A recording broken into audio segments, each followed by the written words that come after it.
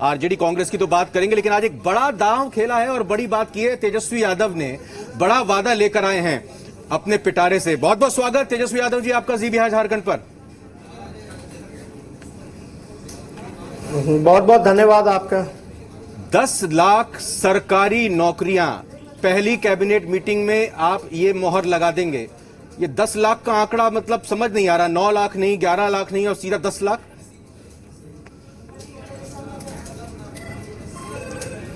4.5 लाख पहले से ही रिक्त पड़ी हुई है नौकरियां सरकारी, चाहे पुलिस महकमा हो, शिक्षा हो, स्वास्थ्य हो।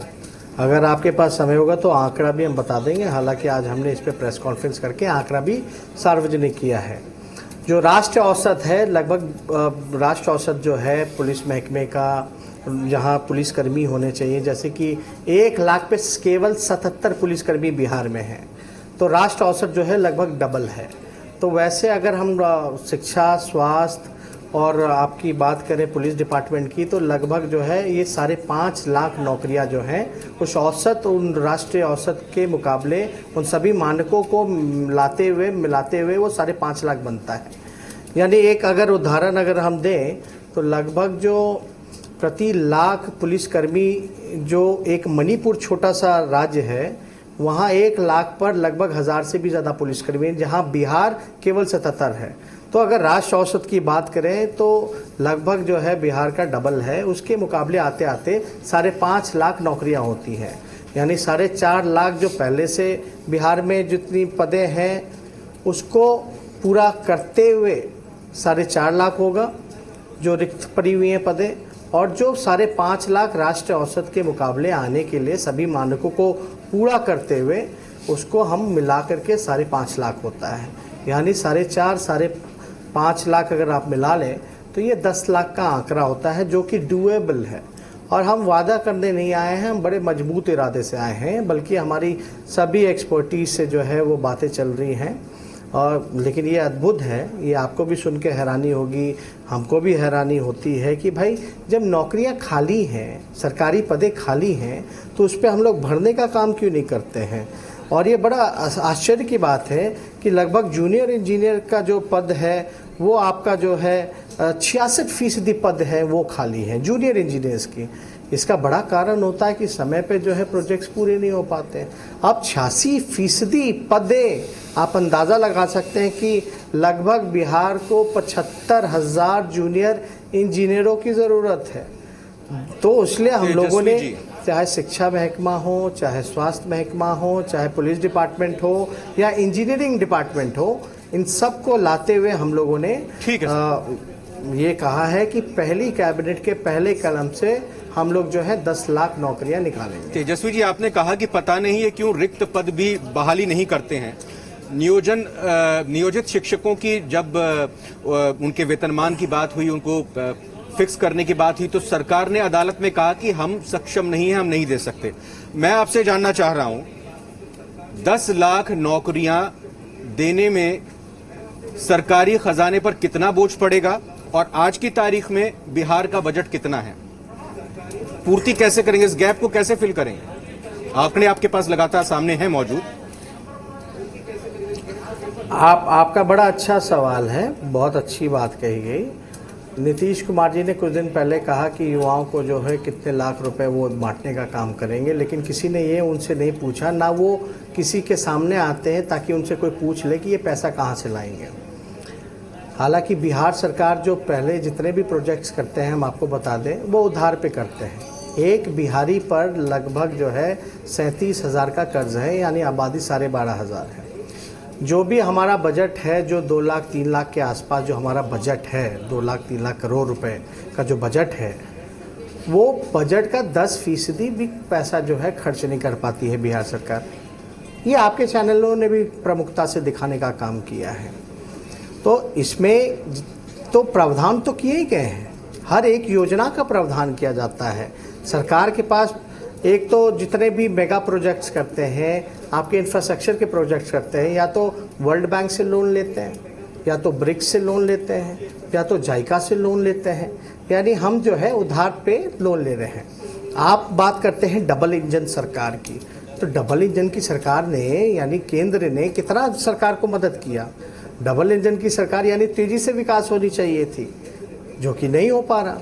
बिहार को विशेष राज्य का दर्जा क्यों नहीं मिला? नहीं, ये तो कौन बात बताएगा? हो गई ना, देखिए दर्जा कौन देगा विशेष सवाल राज्य का के दर्जा? जवाब पर आइए डोनाल्ड ना। ट्रम्प तो आके नहीं ना मेरे सवाल पर आइए देंगे, ना। ये तो मोदी जी और नीतीश जी को करना है। मेरे सवाल पर आइए, क्यों आपकी बातों का मतलब यह है कि आप भी कर्जा सवाल पे लेंगे? ही। आप भी क्या कर्जा लेंगे तनख्वाह देने के लिए इन 10 लाख कर्मियों को जो आप भर्ती करेंगे? नहीं नहीं नहीं नहीं नहीं, आप समझ ही नहीं पाए, आप समझ ही नहीं पाए, आप समझ ही नहीं पाए, समझाइए ना। आप समझ ही नहीं पाए। नीतीश कुमार जी ने नियोजन शब्द हटा करके, नियोजन शब्द हटा करके उन्होंने जो है वो दूसरा नाम बदल करके वो लाया है और आके पैसे भी बढ़ाए। हम तो कह रहे हैं बजट में तो प्रावधान है, खर्च ही नहीं हो पाता है।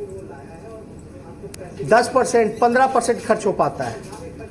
जितने भी पदे जो हैं स्थायी, जिसको भरा जाना चाहिए, उसी हिसाब से नाम महकमा चलता है भाई। वो तो पैसा ऑलरेडी है ही। जहाँ तक इंफ्रास्ट्रक्चर की हमने बात की, जो ब्रिक्स से, जाइका से, वर्ल्ड बैंक से लोन लिया जाता है, वो तो अलग विषय है। लेकिन जो बजट में प्रावधान है वही खर्च कर दो ना। क्यों नहीं खर्च कर पाते हो? आप किसी भी डिपार्टमेंट का, जब हम डिप्टी सीएम थे तो हम आपको याद दिला दें, उस समय पथ निर्माण मंत्रालय हमारे पास था, 5,000 करोड़ का बजट था। हमने 18 महीने के अंदर हमने वो 1 साल का होता है 5,000 करोड़, जिसमें हमने पूरा 5,000 करोड़ रुपए खर्च किया। जो लोग सवाल उठा रहे हैं, पहले उनको जाकर के रिकॉर्ड जाकर के चेक करें। मुझे जवाब नहीं मिला कि 10 लाख नौकरियों में कितना खर्चा आएगा सरकारी। 100%। मुझे जवाब नहीं मिला तेजस्वी जी। 10 लाख नौकरियां जो होंगी उसका कितना बजट आएगा सरकार वो का? आपको आ जाएगा। हमने ये भी कहा कि अरे भैया, वो बजट आपका पुलिस महकमे का और शिक्षा विभाग का, और जो शिक्षा विभाग का जितना बजट है ज्यादातर तो सैलरी में जाता है। ठीक है। वो जितने भी करोड़ बनेंगे हम आपको ब्लूप्रिंट के साथ आपको हम कुछ दिनों में बता देंगे। शिक्षा विभाग का जो बजट होता है ज्यादातर वो सैलरी में जाता है शिक्षकों को। लेकिन कभी समय पे शिक्षकों को सैलरी मिली है क्या? कभी नहीं मिलती। इसी के लिए ना लड़ाई लड़ते हैं वो शिक्षक। दिवाली होली सब गुजर जाता है। कितना एग्जैक्टली कितना अमाउंट होगा वो तो बात की बात है, वो तो चीजें बजट में है ही। ये तो आप बखूबी जानते होंगे। 3 लाख, लेकिन जो रिक्त पद हैं उसको तो आप भरोगे ना। नहीं सर, बिल्कुल सही बात है, लेकिन सैलरी भी मिलनी चाहिए और आनी चाहिए। आपके कितने स्टूडियो हैं? 70%। कोई पूछे आपके कितने टोटल एंकर हैं, कितने एम्प्लॉय हैं तो इसलिए वो कितने आप सैलरी देते हैं उन सभी को अगर ऐसे पूछा जाए तो ये देखिए, ये लेवल ठीक नहीं है सवाल का। सुनिए हम इतना कहना चाहते हैं कि ये रिक्त पदे जो हैं वो भर जानी चाहिए। ये मैं नहीं पूछ रहा हूँ, आप मेरे साथ जुड़े हैं। ये जनता जो जिनसे आप वादा कर रहे हैं ना, वो पूछेंगे। विरोधी और विपक्षी ये पूछेंगे आपसे जब वो आएंगे, वो बात करें, क्योंकि वो भी वादा कर रहे हैं, वादा वो भी कर रहे हैं। ठीक है, तो मैं तो सीधा सा, अब आप मेरे ऊपर सवाल खड़ा कर सकते हैं, वो आपकी मर्जी है, आपका कोई नहीं रोक सकता इस बारे में, लेकिन मेरे को सवाल करने इसमें नहीं रोक सकते। सवाल नहीं, आपका जिस तर्क से सवाल पूछा गया उसी तर्क में हम भी पूछे कि आपके दिमाग में कंप्यूटराइज मेमोरी है, तो वो चीजें लाएंगे ना भाई सामने, ब्लूप्रिंट पे, डॉक्यूमेंट पे लाएंगे ना, आप देखिएगा ना मैनिफेस्टो में। आप मेरा भाव नहीं समझे। मेरा कहने का मतलब ये था कि बजट कितना है और 10 लाख खाली पदों की जब तनख्वाह जब देनी होगी, तो जितना बजट, जितना भार पड़ेगा, बिहार की सरकार क्या सक्षम है? इतना बड़ा बजट है, अगर कमी पड़ेगी जो कोई भार कहां से आप लेके? वही तो हम कह रहे हैं, आप नहीं समझ पा रहे हो।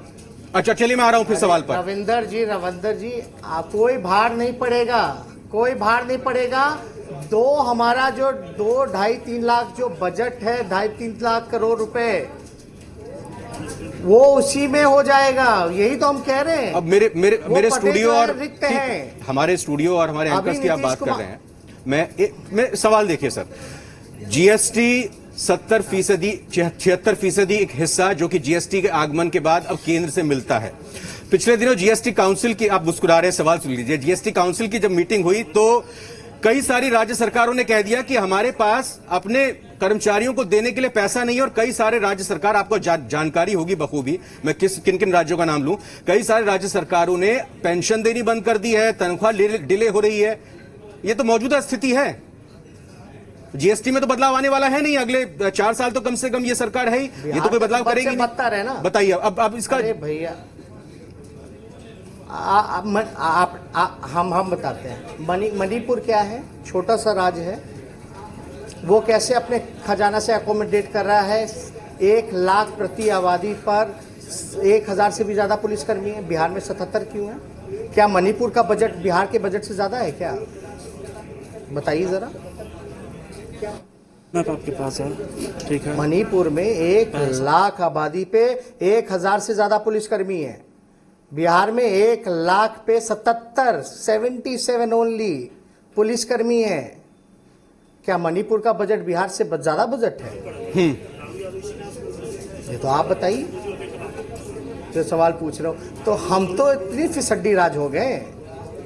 बिहार जो राज्य है, नीति आयोग के जितने भी सूचकांक हैं उसमें चाहे शिक्षा, स्वास्थ्य, कोई भी डिपार्टमेंट आप उठाकर देख लीजिए। ये सवाल तो हमने बिहार विधानसभा में उठाया, क्या किसी ने जवाब दिया? नहीं दिया ना, क्योंकि इनमें इच्छा शक्ति नहीं है, पॉलिटिकल विल पावर नहीं है। और ये हमारा संकल्प है, हम करेंगे।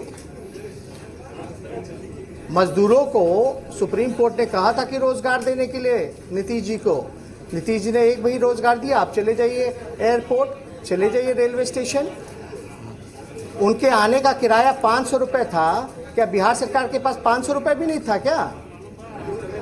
तेजस्वी यादव, क्या बिहार की बेरोजगारी करने का सॉल्यूशन सरकारी नौकरी सृजित करना ही है सिर्फ? आप मेरे प्रेस कॉन्फ्रेंस को अगर पूरा देखोगे तो हमने बोला 10 लाख मिनिमम जो स्थायी नौकरियां होंगी, सरकारी नौकरियां होंगी। इसके अलावा भी जो सेक्टर में अगर हम लोग तुरंत 2-4 दिनों बाद हम लोग आएंगे डॉक्यूमेंट के साथ, जहां हम इन्वेस्टर लाने की बात करेंगे, कारखाने लगाने की बात करेंगे, पर्यटन की बात करेंगे, आईटी पार्क लगाने की बात करेंगे, आईटी सेक्टर को स्थापित करने का काम करेंगे, तो ऑटोमेटिकली ये रोजगार के सृजन अवसर जो है वो और ज़्यादा से ज़्यादा होंगे। टूरिज्म बढ़ेगा तो व्यवसाय बढ़ेगा, व्यवसाय बढ़ेगा तो रोजगार बढ़ेगा। और कृषि बिल जो लाया, जो लोग बेरोजगार होकर किसानी भी करने चले गए हैं, उसका भी इस बिल के बाद जो है आफत आ गया। ये जो कृषि बिल जो लाया गया, लगातार 3 विधेयक, तो ऐसी ऐसी पॉलिसीज जो आप ला रहे हो। आपने वादा किया था हर साल में 2 करोड़ रोजगार देंगे। नीतीश जी से ये कोई नहीं पूछा कि 15 साल में आपने पलायन क्यों नहीं रोका, भूखमरी क्यों नहीं खत्म हुई, गरीबी क्यों नहीं मिटी, बेरोजगारी क्यों नहीं हटा, रोजगार लोगों को क्यों नहीं दिया गया। ये तो सवाल पूछेंगे। कारखाने क्यों नहीं लगे, फूड प्रोसेसिंग यूनिट्स क्यों नहीं लगे, SEZ क्यों नहीं लगा बिहार में, ट्रांसपोर्टेशन की व्यवस्था क्यों नहीं सुधारी गई। ये सवाल पूछी जाएगी कि नहीं पूछेगी? जब हम डिप्टी सीएम थे तो 53 आरओबी का सैंक्शन इकट्ठे हम लोगों ने किया था, जो कि 2010 से लंबित था। 2010 में तो बीजेपी और नीतीश जी की सरकार थी। हम आके 2015 में केंद्र सरकार से जाकर के, नितिन गडकरी से जाकर के काम करवा के लाए। ये जो गांधी सेतु जो जल्द देखा होगा, जिसका उद्घाटन हो रहा है, वो किसके कार्यकाल में काम शुरू हुआ? दीघा सोनपुर किसके कार्यकाल में शुरू हुआ? हमको तो 18 महीने मिला, हमने 5000 बजट का पूरा पैसा खर्च किया। कई SH की सड़कें NH में हम लोगों ने कन्वर्ट कराई। आप समझ सकते हैं, जो CRF फंड जो 200 करोड़ का मिलता था, उसको हम लोगों ने 1000 करोड़ केंद्र सरकार से लाने का काम किया। तो इच्छा शक्ति तेजस्वी यादव का जो मास्टर स्ट्रोक है, क्या ये 7 निश्चय पार्ट 2 का जवाब है?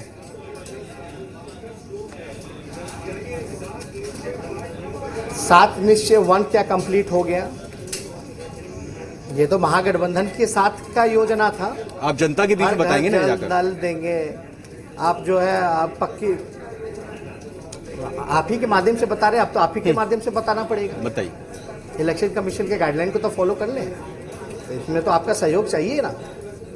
तो आपको हम तो धन्यवाद भी देते हैं कि ये सवाल पूछ रहे हैं, इस पे बहस कर रही है आपकी चैनल। आप ऐसे सवाल पूछ रहे हैं, लेकिन ये विपक्ष के साथ साथ 15 साल जिसने सत्ता में काबिज रहने का काम किया, जो कि डबल इंजन कहती है, क्या उनसे ये एक सवाल नहीं बनता? क्या उनको इन विषयों पे जवाब नहीं देना? हम तो अपने काम को भी गिना रहे हैं आपके साथ, और हम क्या करेंगे वो भी बता रहे हैं। आप बताइए, जो 4.5 लाख जो पहले से खाली, उसको नहीं भरा जा सकता था क्या? कोरोना महामारी में कितनी कमी हुई स्वास्थ्य कर्मियों की? नुकसान किसको होता है? नर्सेस वो हड़ताल पे, डॉक्टर्स वो हड़ताल पे, इंजीनियर। आरजेडी का चुनाव घोषणा पत्र आएगा क्या तेजस्वी जी? समय पे एक परीक्षा नहीं करती है। देखिए गठबंधन हमारा है, हम लोग 7 लाख की आपके बीच डॉक्यूमेंट विजन हमने पहले भी बताया है कि देखिए देश में आर्थिक स्थिति है, देश का जीडीपी नेगेटिव 23 में चला गया है, -23 में। बिहार का आप अंदाजा नहीं लगा सकते। हम इस पे भी काम कर रहे हैं कि इस आर्थिक संकट से हम कैसे उभरेंगे। नहीं तो घोषणा पत्र हमारे आने से बुद्धिजीवियों पहले से बात करते एक हैं, बड़ी घोषणा से बात करते हैं। कर दी गई। इकोनॉमिस्ट नहीं, ये तो हमने इसलिए कहा ये क्योंकि हमारे पास 22,58,950 बेरोजगार नौजवानों ने रजिस्टर किया बेरोजगारी हटाओ वेब पोर्टल पर, और जो मिस्ड कॉल जो टोल फ्री नंबर दिया गया था उस पर। आपकी प्रेस कॉन्फ्रेंस में मैंने उसको सुना था देखते हुए हम लोगों ने फैसला किया, करीब 9 और हम लाख लोगों ने जो वादा किया। आपने एक पोर्टल जारी किया है 5 अगस्त को, एक नंबर जारी किया है मिस कॉल के लिए। 9,47,000 वो तो रजिस्ट्रेशन किया है। एक क्लियर कर लेते हैं, 9,47,000 सुन लीजिए, 9,47,324 वो वेब पोर्टल पे वेबसाइट पे लोगों ने अपने बायोडाटा के साथ रजिस्टर किया। जो टोल फ्री मिस्ड कॉल में लोगों ने रजिस्टर 13,11,000 किया, जो कि 22,58,000 के आसपास आता है। यानी किसी ने वेब पोर्टल पे रजिस्टर किया, किसी ने मिस्ड कॉल पर रजिस्टर किया। ये उसका आंकड़ा टोटल जो है 22 लाख का होता है। आपको लगता है कि जिन्होंने मिस कॉल दी है या जिन्होंने रजिस्ट्रेशन किया है पोर्टल पर वो आरजेडी को वोट देंगे? सवाल इसलिए क्योंकि 2014 में यूपीए ने भी किसानों को 6-6 हजार रुपए हर महीने उनके अकाउंट में आने की बात कही थी, और क्या हश्र हुआ था, कितनी सीटों पर वो सिमट गए थे, बताने की जरूरत नहीं है। भरोसा करेगी इस दांव पर, इस वादे पर, इस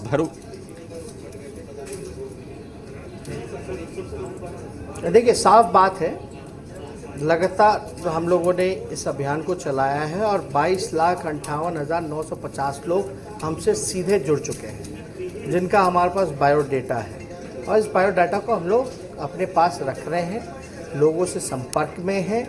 और हम इतना ज़रूर कहना चाहते हैं कि इसमें ये वादे नहीं हैं 1 साल में 2 करोड़ रोजगार दे दो, 70,000 करोड़ दूँ कि 80,000 करोड़ दू लो, 1.25 लाख करोड़ का पैकेज दिया।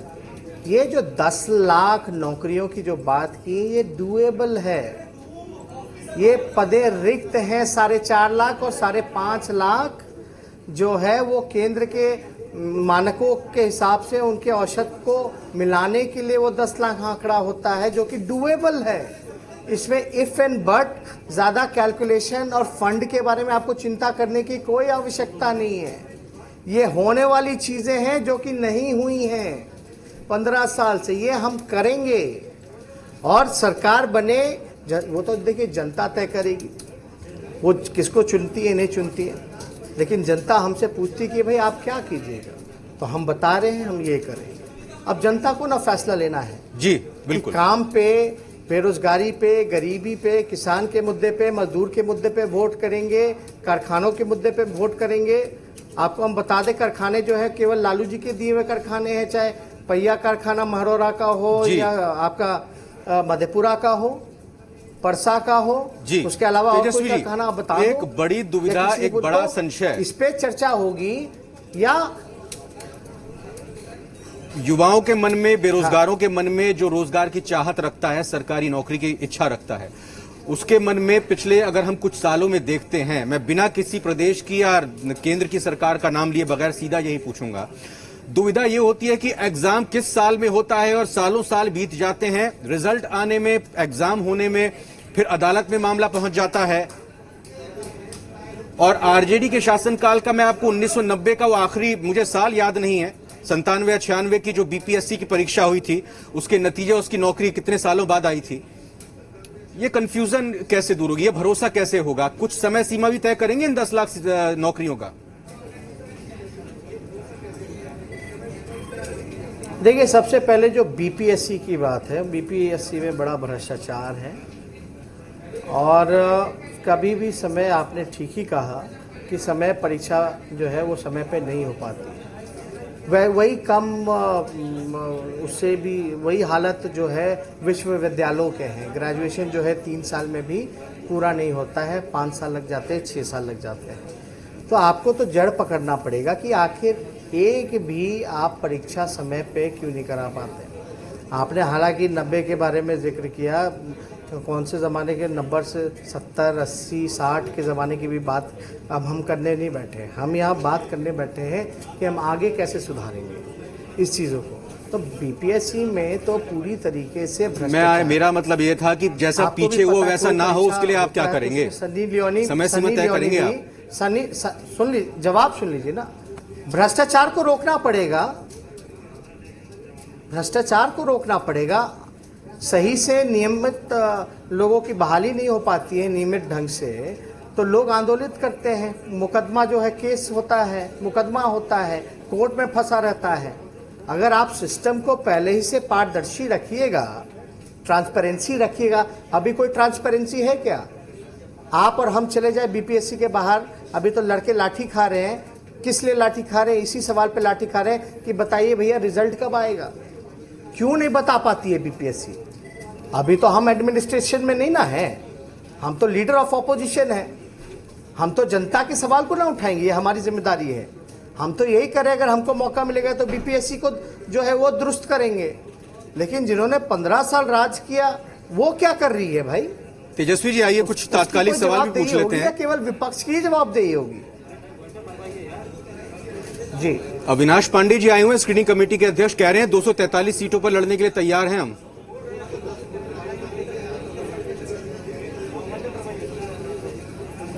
देखिए, उनका स्वागत करते हैं। अविनाश पांडे जी से हम लोगों की बातचीत चलती रहती है और 2-4 दिनों में आप लोगों को जो है इन सारी दुविधा, जो प्रश्न जो घूम रहे हैं, जो बेचैनी जो आप लोगों के मन में है या लोगों के मन में है, ये दूर हो जाएगी, स्पष्ट हो जाएगा। और अंतिम रूप में ये सारी चीज़ें चल रही हैं। और आपको भी पता है कि कोई भी पार्टी हो, ज़्यादा से ज़्यादा जो है वो चुनाव लड़ना चाहती है। अब हम लोगों को यही काम करना है कि एडजस्टमेंट जो है वो करना है, अपने लोगों को मनाना है, संभालना है। उन्होंने ये भी कहा कि तेजस्वी यादव आरजेडी के नेता, हम अपना नेता अलग तय करेंगे। किसी भी पार्टी ने जो अब तक, ये प्रश्न भी आपको दो दिनों के अंदर जो है दूर हो जाएगा। पक्का मिलेंगे आप? बात होगी आपके साथ हमारी 2 दिन बाद? फिर हमको लगता है ज्यादा चिंता करने की तेजस्वी बात। 2 दिन बाद बात कर रहे हैं फिर हम दोनों। हम कहीं भी, हम कहाँ जाएंगे? हम तो आप ही के साथ रहते हैं, हम तो आपसे सबसे ज्यादा इंटरेक्ट करते हैं जी। बहुत बहुत शुक्रिया। जाने वाले तो है नहीं। बहुत बहुत धन्यवाद, बहुत बहुत शुक्रिया। बचेंगे? हमको तो बिहार की जनता के सामने आना है। जी बिहार झारखंड से बात करने के तो बड़ा दांव खेला है तेजस्वी यादव की तरफ से, कहा है कि 10 लाख नौकरियां देख कर रहेंगे तो महज सरकारी नौकरियां हैं। पूरी बात और